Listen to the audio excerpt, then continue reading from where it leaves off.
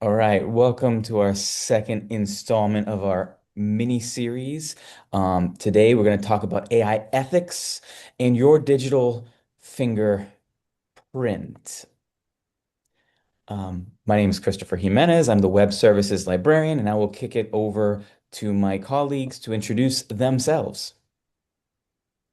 Hello, everybody. Good afternoon. I'm Francisco Fajardo, Assistant Director of the Medical Library. Sans the beard, but here and happy to present with you all. Hi, everyone. I'm Sarah Hamill, and my official title is Business and Online Learning Librarian. And we all work at the best place on campus, FIU Libraries. Good afternoon. I'm Anthony Garcia, and I'm the digital librarian for the FIU Medical Library.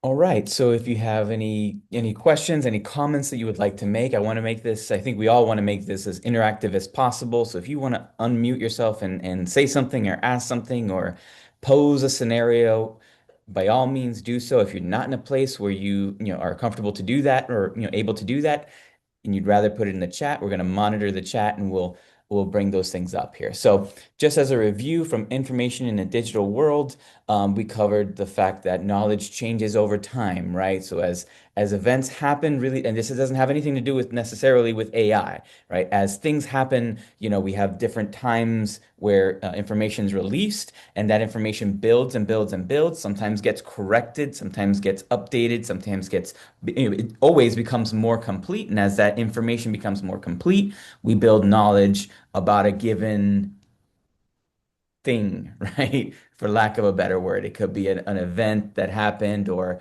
a decision that took place or whatever it is that we're studying. We talked about how authority depends on context, right? That we need to, not only look at the piece of information we're investigating, but also like who created it, why they created it, and that sort of thing using the SIFT method. And then we talked about how media shapes meaning, where, the media or the platform that, where we are going to ingest that information might be able to manipulate the narrative, somewhat with headlines and that sort of thing. So keep that in mind as you go out and look for information. And today we are going to talk about AI, and specifically we want to frame the conversation so that we treat AI output as information and not magic, right? And this is something we talk about a lot, right? Where it does seem magical when you open up, ChatGPT or Copilot and you give it a couple sentences, and all of a sudden, boom, you've got like this huge like narrative, and it's wonderful and it's very well polished and put together, and it's magic, right? But it's not magic. We've already, I think a lot of us already know that AI is a set of mathematical computations, right? That determines the probability that a character is going to follow the next character, follows another, but given a specific context.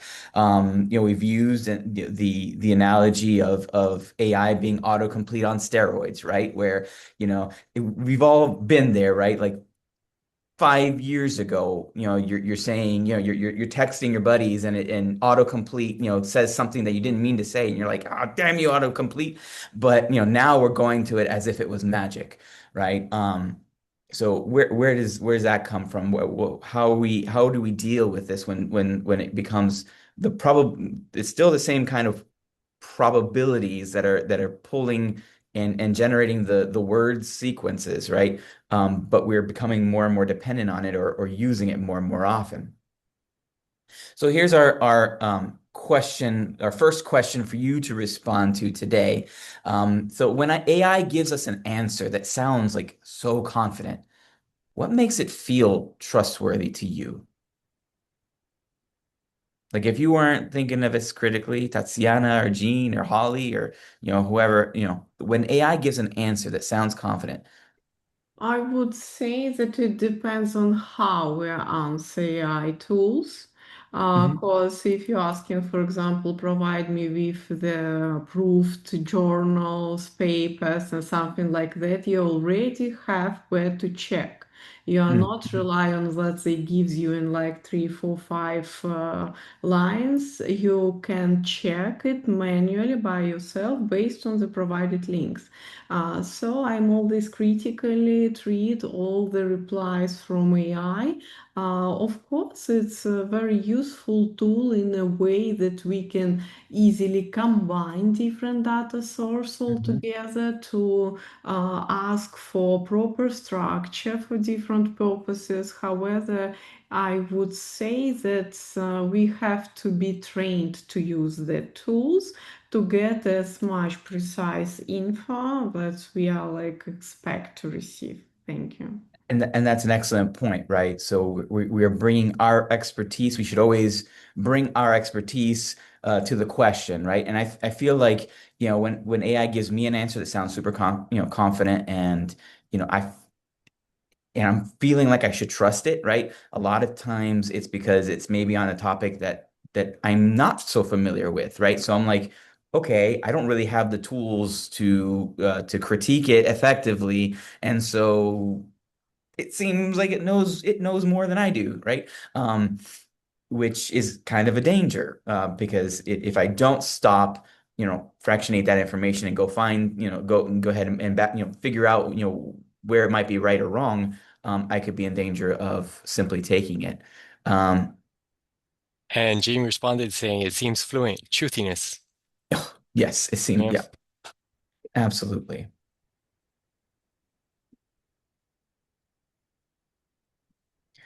So what we would like to do here is position AI almost as like this new stage in information production, right? Like how we look at media, and the media is like the stage in production and dissemination of information. AI is doing much the same, right? With its breadth of training data that it takes and then responds to the queries that you put in, right? And a lot of this has to do with as good of a query as you put in, it's gonna respond in kind, right?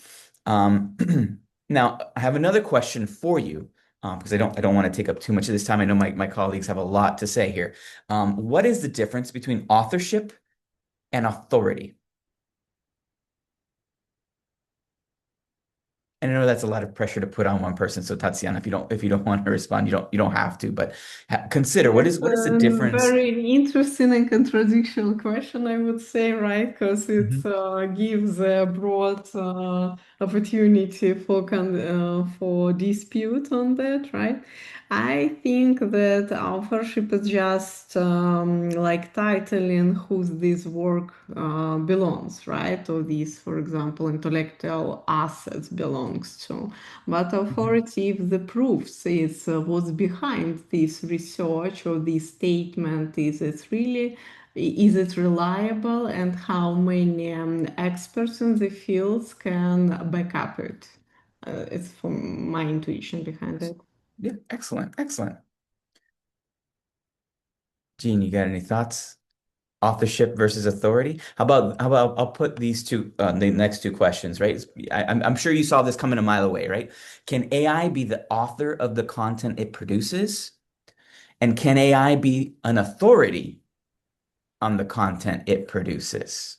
Well, Gene just responded now. He says anybody can publish on the web where AI gets its information. Absolutely. And that factors in, absolutely. I think back to my undergrads, right? When I was here at FIU, I was an English major, and I wrote a paper that I was super proud of, right? It was about on Plymouth Plantation. It was, William Bradford, whatever.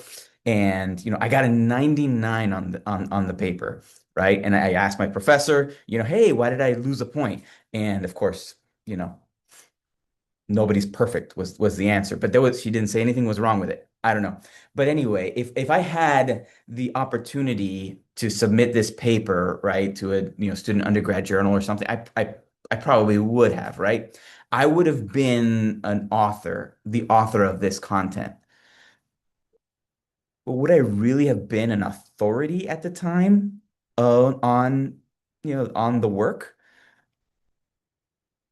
I would, just for me, I would argue that I'm not an authority on it, right? You can't ask me, random questions about it, about, the Plymouth Colony and, William Bradford and all that. I would probably have not have had that information, right? And been able to on my own, from my own like knowledge and synthesis of the information produced, right? Um, Personally, right? When I answer these questions, yeah, AI is absolutely the author of all the content that it produces, right? Or because it sequences, right? It's sequencing and putting together words. Um, it may be plagiarizing. That's another question that you might consider. But is AI an authority Well, I because mean, of Gene the brings up a good point here. He says AI doesn't really know about the content it produces. AI exactly? authorship on publications is controversial. That's right. Yeah. These are controversial questions. Yes, absolutely. But I would lean more towards agreeing that okay, AI is we cite AI, we say okay, AI produced this, right? Um, as kind of like a baseline author because it put the words in that sequence. Um, but it's not really an authority in a traditional sense. In a traditional sense. Um, and that goes back to the training of how AI is trained to go about or how AI learns. So I was thinking about this past month. Here is a picture. Everybody say "aw." It's a picture of my puppy. That is Viola. She is part Pomeranian, part husky. A lot of times it's the husky that comes forth, right, in her stubbornness. Viola is trained, right? Beautiful. Viola is trained, right? She sits, she lies down, she'll roll over, she will shake, right? She does a whole lot of, things when I ask her to do it, right? She is trained. This is Indy. Indy is my brother's dog. Um, she's sweet. She's wonderful. She's also trained. She is trained just like Viola is trained. However, when I go to Indy, right? When I go to Viola and I say shake, she will give me her paw and we will shake. When I go to Indy and I say shake, she will not give me her paw. She will not shake. Why not? Recognition, I guess, because your authority only for Viola. Maybe, maybe that's an interesting thing. Maybe Gene says it's not trained. it's not trained. Okay, maybe.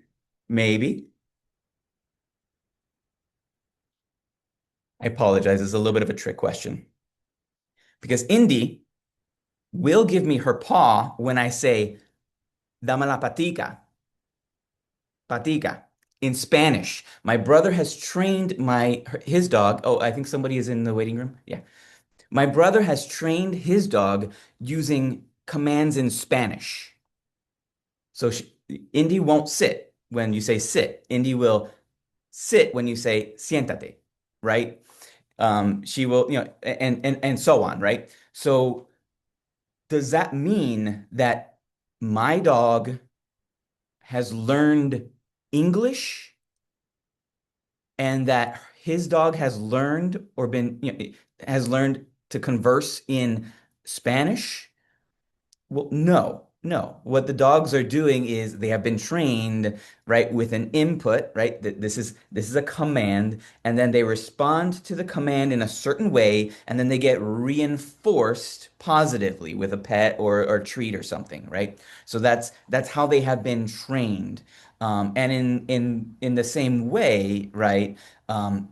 AI has been trained on a set of specifically LLMs have been trained on word patterns and how when you give it certain inputs, it responds in a certain way, right? And so this analogy and all analogies break down eventually, right? This obviously, oh, you wouldn't say that my relationship with my dog is any less wonderful or of a quality relationship because because, it doesn't understand my language, right? We absolutely have a connection. There's actually absolutely a bond there, right? And in the same way, you wouldn't say, AI is no good or nothing, just because it's been trained to, go through this probabilistic mechanisms, right?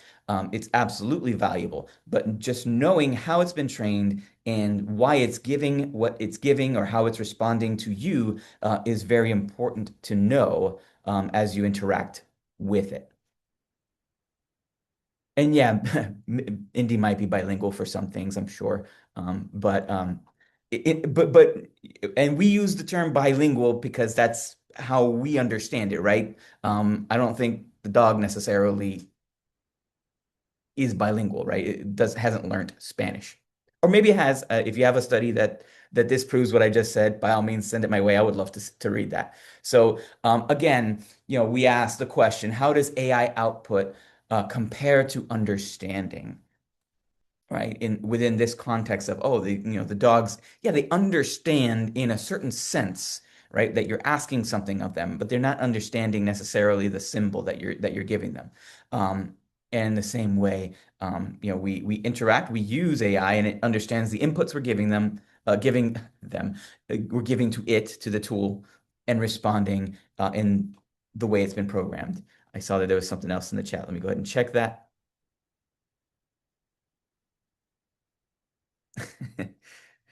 Any comments, questions, or comments on my section? I'm going to go ahead and hand this over to Sarah here in a moment.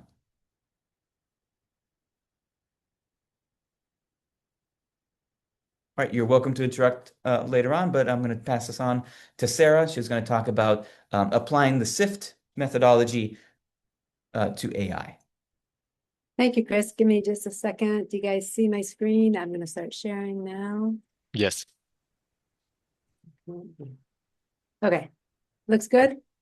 Yeah. Okay, so if you attended our session on Monday, you learned a little bit about how to sift through the information. So this is a little bit of review if you were here on Monday.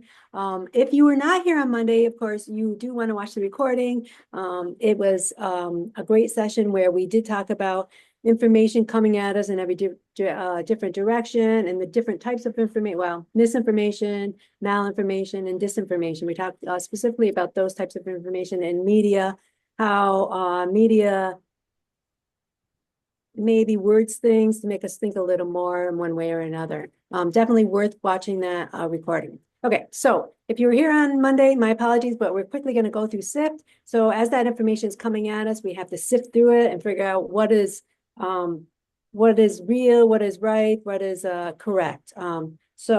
S stands for stop. First thing you should do before sharing something is to pause and reflect. Check your emotions. Should you cite that in your paper? Should you share that on your social media account? It's very important to stop and reflect. And when it comes to AI, it's probably even more important or just as important because so much of that information that is on social media, for example, is AI generated. And as we know, it's getting more and more difficult to determine what is AI generated and what is legit information. So if you are finding a source can you find the source that AI is providing? Is it real, accurate? Is it a hallucination? Is it made up of information? Because it got the input wrong, for example, and spit out the wrong output. Can you trust the source, or do you know the source that AI is providing? Can you find it? Can you verify it? So these are some questions that you have to ask yourself as you're sifting through the information we're getting from AI. And of course, how important is it to double check the information provided by AI? I think we already know this.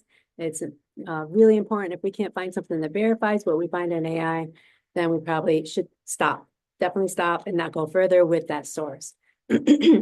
And think about sharing it or using it in our research. So that's S for stop. And then the next is I for investigate, sifting through that information, investigating the source. Again, finding out about the source. We can always go beyond what AI says to learn from what others trusted sources say. If we can't find something that verifies what we're finding on AI, then we need to find other sources. One way we can do this is to use Google and just do lateral reading by opening a separate window. and searching for the information to see if we can find those sources or sources that verify what we found with AI. Next is find. Again, using lateral reading, finding better coverage. Now AI more and more is providing links. Click on those links. Are they accurate? Are they trustworthy? It may seem like it's trustworthy, but then when you dig deep, a little bit deeper, you find out that it's citing a different article or it's taking something out of context. And of course, we always should check reputable news sources such as the Wall Street Journal, New York Times, etc. And you all have a librarian in the library who can help you. We have dedicated librarians to each of the subject areas.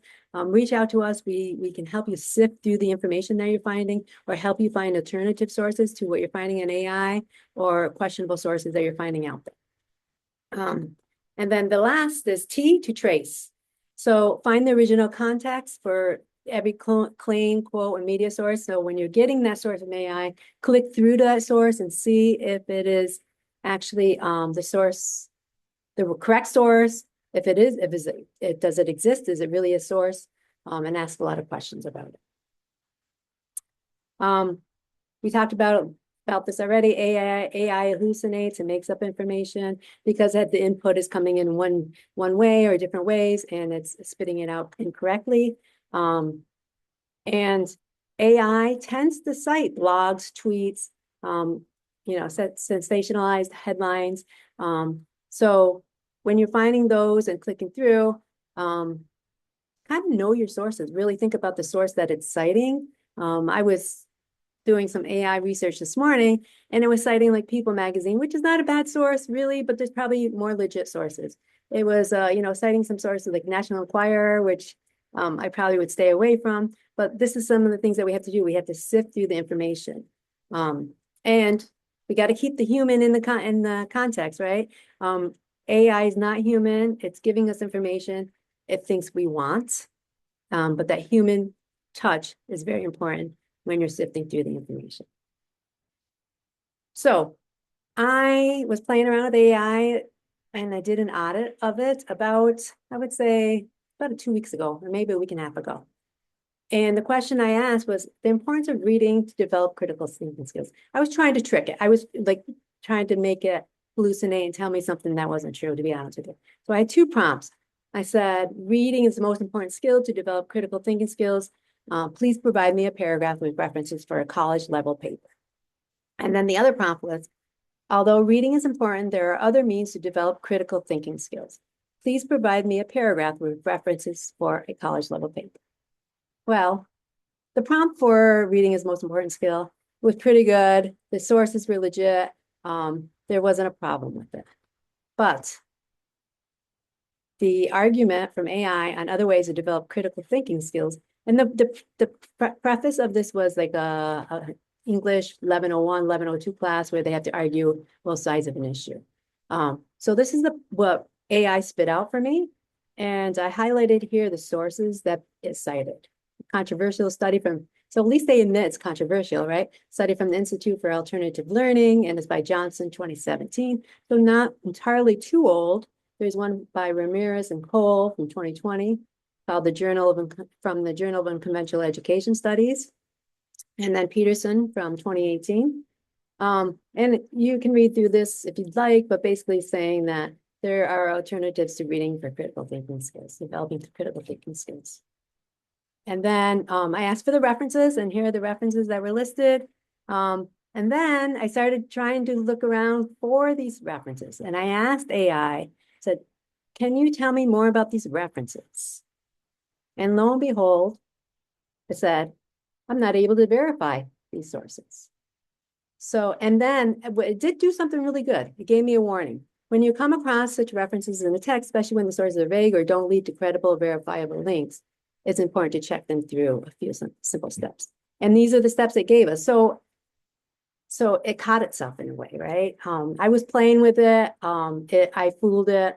I think we are still able to fool AI, but we always have to ask a lot of questions. And this is, again, just sifting through that information to make sure that the links to the sources are correct or accurate. And then Sometimes they are and sometimes they're not. And everybody in the room I know knows that reading is takes critical thinking. Critical thinking is involved with reading, right?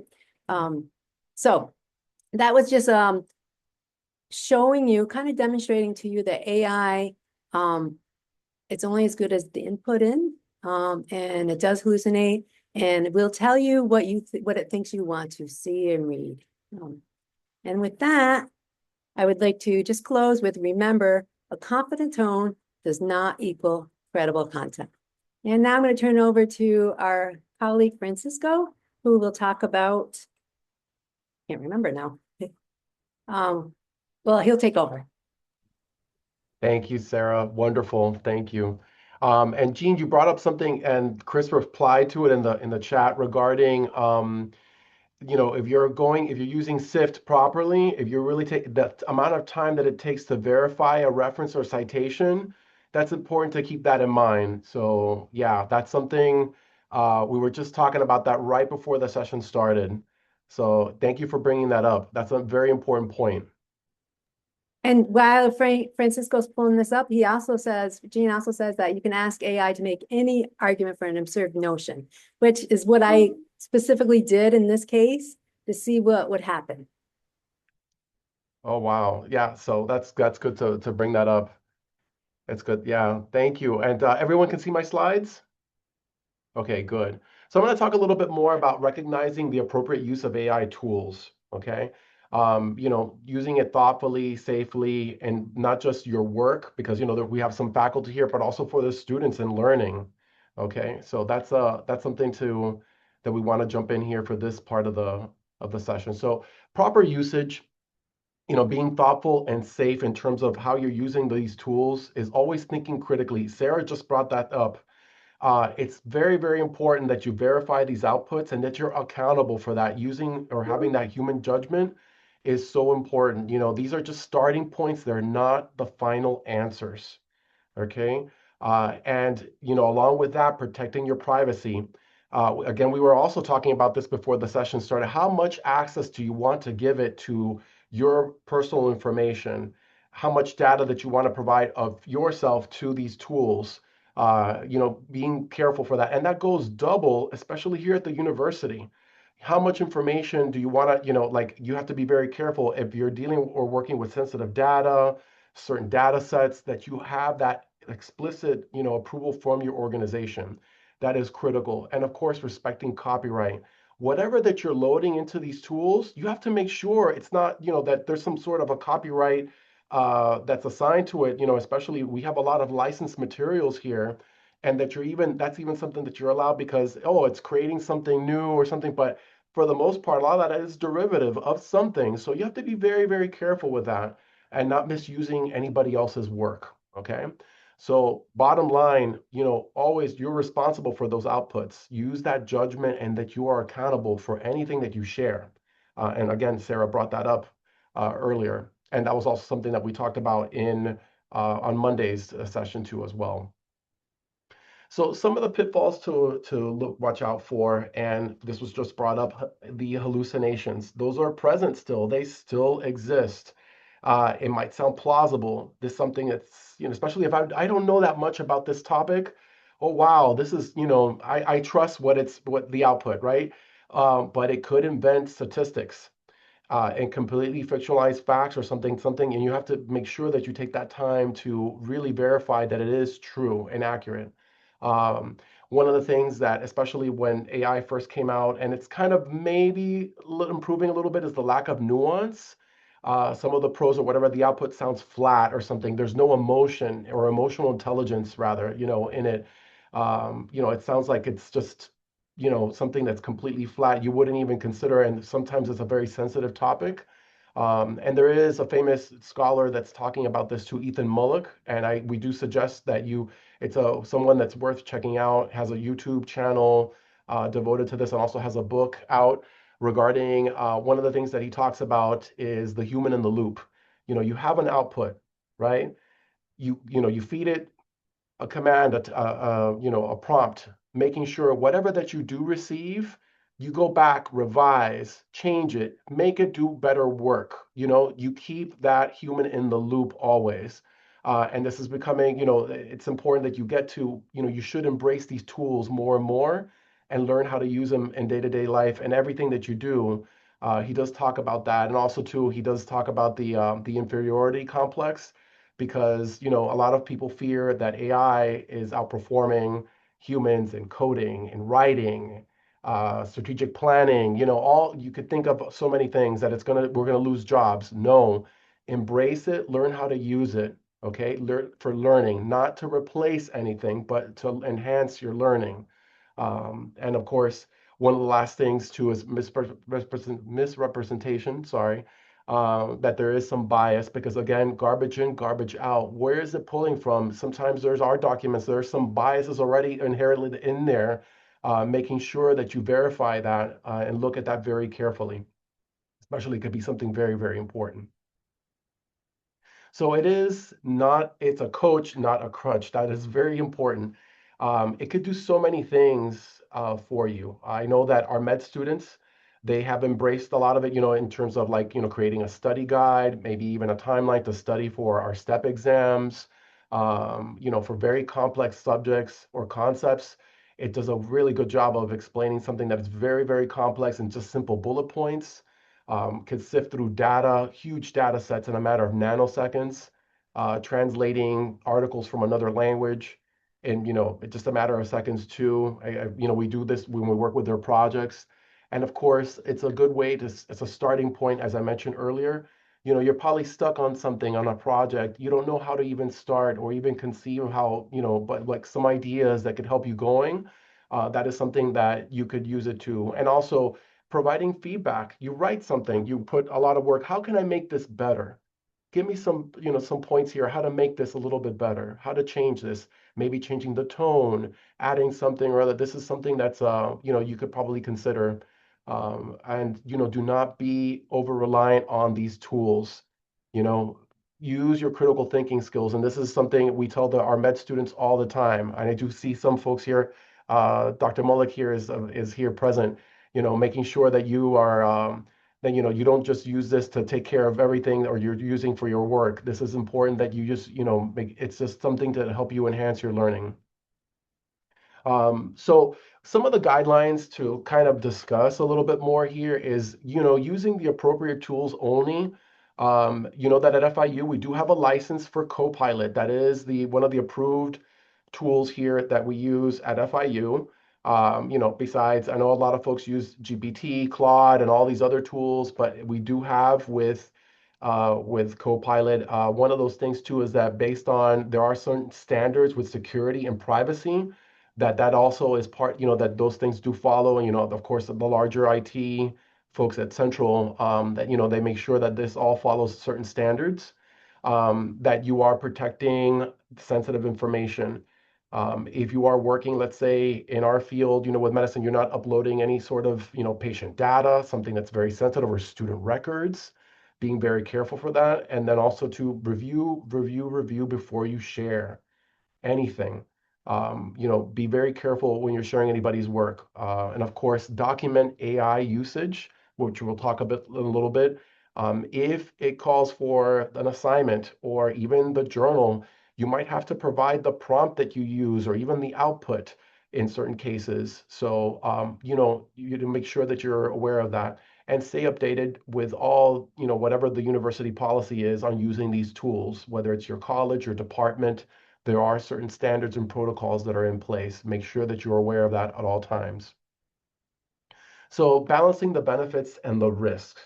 Uh, yes, embrace the AI power. It's here to stay, guys. It's not going to go anywhere. Make sure that, you do embrace it, use it more and more, be comfortable with these tools, maintaining accountability, when, if possible, sharing or disclosing how much of this was used or, how much AI was used in whatever output that you, or whatever assignment or whatever task that you're using. Combining those strengths, that's important, but also keeping that human in the loop always.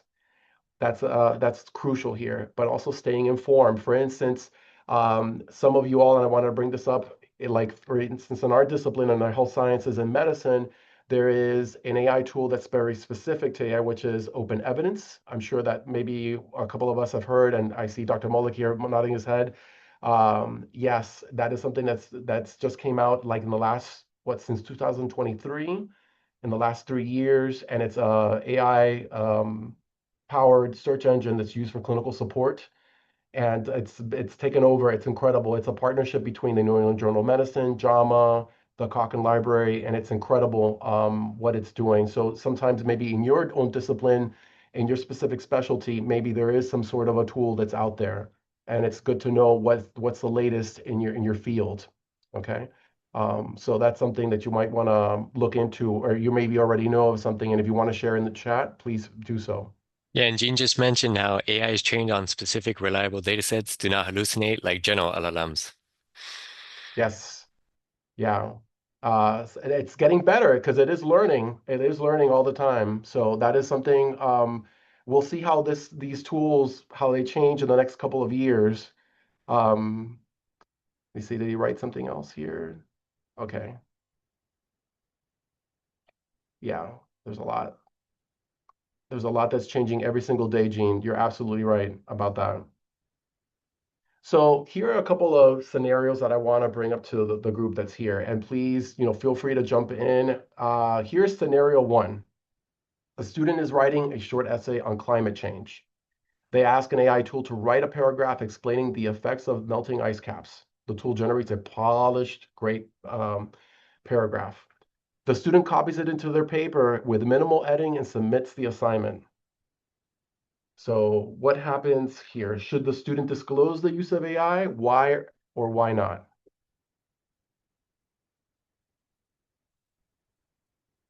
And please feel free to unmute yourself. So what was the question? The student? Should the student disclose the use of AI? Why or why not?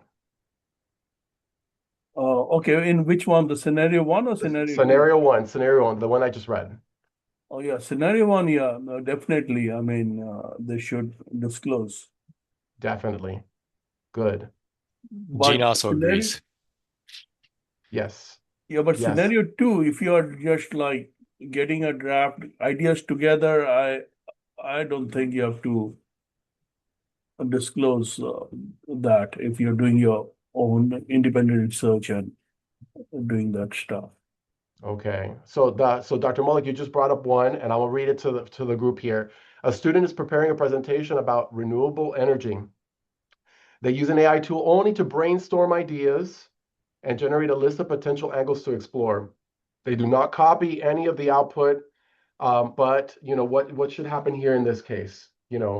Does the student need to have any attribution of what the tool that they used or like anything that was used in the final presentation? And you just said that you said no. You probably it's just generating ideas. Yeah. Okay. Anything else different from anybody else here? What do you think, Gene? He said for number two, it's not necessary to disclose. It's like using Google or doing a library database search. Okay, Yeah, good. exactly. Yeah, it's Okay, then you good. have to Yeah. disclose many many things. You used Google, you used maybe different types of AI and all those things. Okay, good. Yes, it's really up to the professor, but more than likely you don't really need to disclose. But definitely scenario one, you should. That demonstrates academic integrity, honesty. That's a big thing too. And of course, it's not the author. You did not write this, right? That's a big one. That's a big one. It's unethical. It was said there in the chat too as well. So yeah, very important. And then also too, how do you even provide any attribution or provide a reference for any such thing like this, when like a scenario one, let's say. So I will point now, and if Anthony, if you would do the favor, just drop in the chat. There's a link here to our amazing colleagues LibGuide on AI tools in the research process. Let me go ahead and stop my share here, and I'll jump onto the web to the LibGuide so we could see.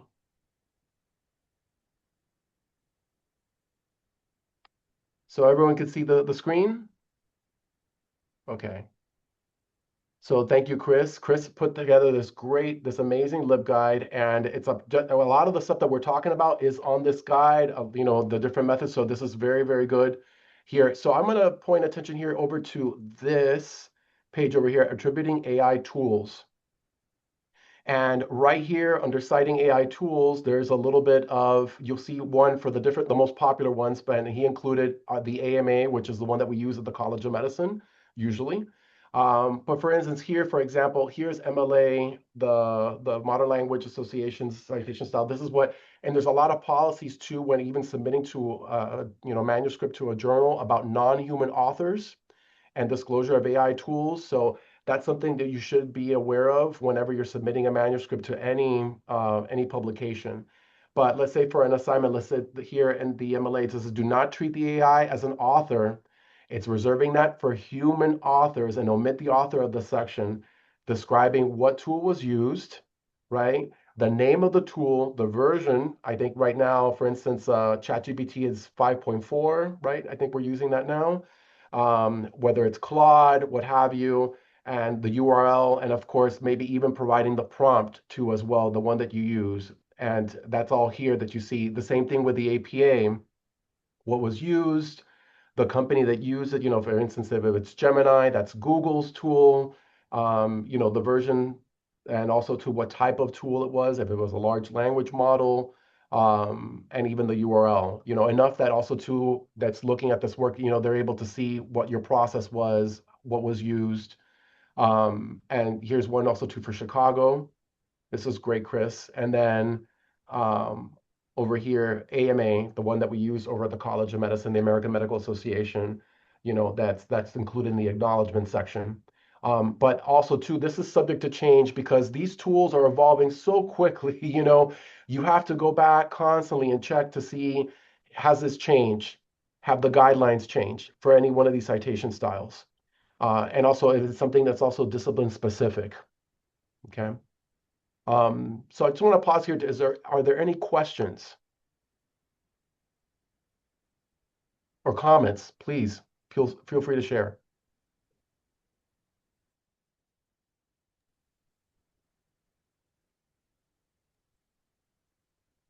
Okay. I don't see anything in the chat. But this is helpful too. So if also that link to the guide, incredible stuff. There's a lot of what we talked about. Yes. Okay. You understand, Cameron? Thank you for sharing. Good. Okay. And Good. it's just like AI, right? This part is also very fluid. Make sure you check with your citation style handbook as well as any publication, right? A journal that you're submitting to see if they have specific guidelines, which they may have already come out and responded to to this situation as well. All right, so with that, we will go ahead and wrap things up here.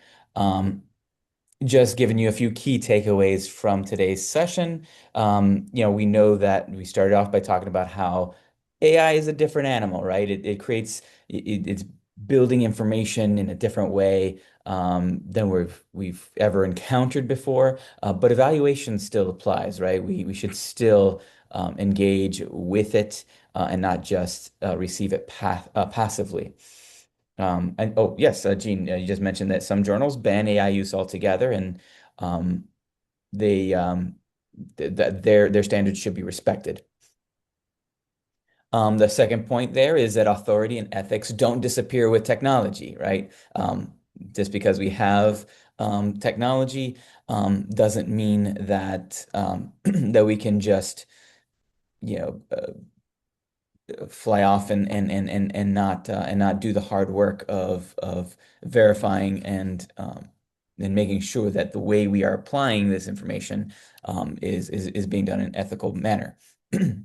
And AI literacy is information literacy, right? That knowing knowing about the tool and how the tool might impact that information is part of being a responsible citizen in the information sphere. So that's the ethical portion. next time, we're going to get into the actual tools, some of these tools that we've already mentioned here today.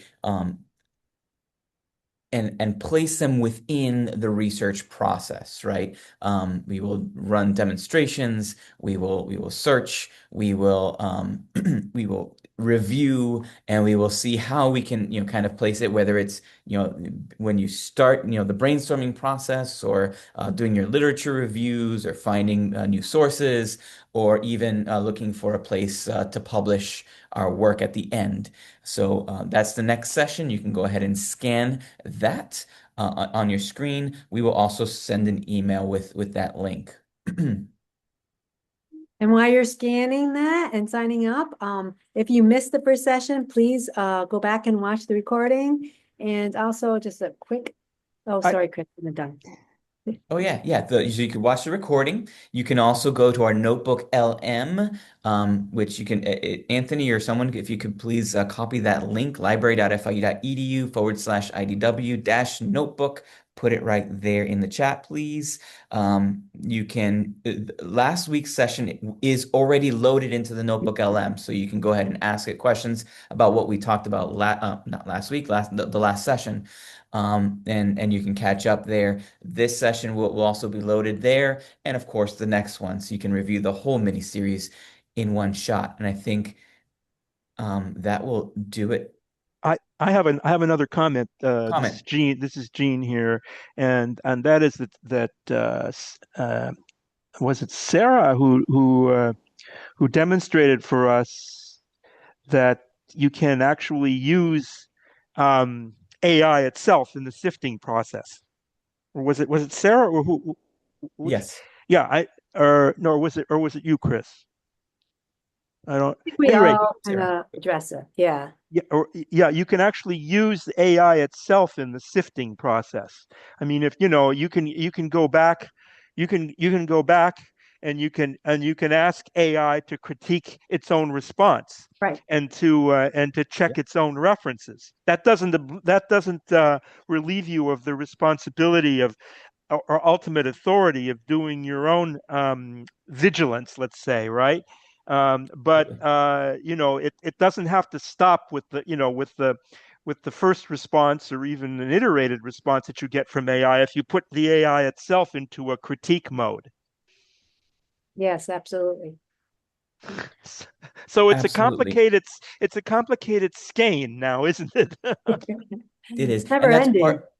And that's part of the clear framework that we'll go over in the next session a little bit. Is that, the first half is, how to prompt AI, but then there's, that the A and the R is assessing what came back and redoing it, right? Go ahead and ask it again, and maybe set a persona, maybe ask it to be Yeah, critical, that's and right. and those kinds of things. So it's an iterative process, just like the research process is Yeah. iterative, right? And if you have a manuscript or something, you are the editor of Journal X, right? And you are Right. evaluating this manuscript, you know, and I'd like feedback, and I'd like positive feedback and negative feedback on the manuscript, that sort of thing. So it's a very sort of meta kind of thing, right? Yes, it is. Yeah. Yes, it is. All And right. So just a thank you. final plug, sorry, Yeah. final plug, tomorrow, come to the library fairs from 11 a.m. to 2 p.m. in GL 220. Pop in anytime between those hours and you can meet your librarian and we can sift through information together.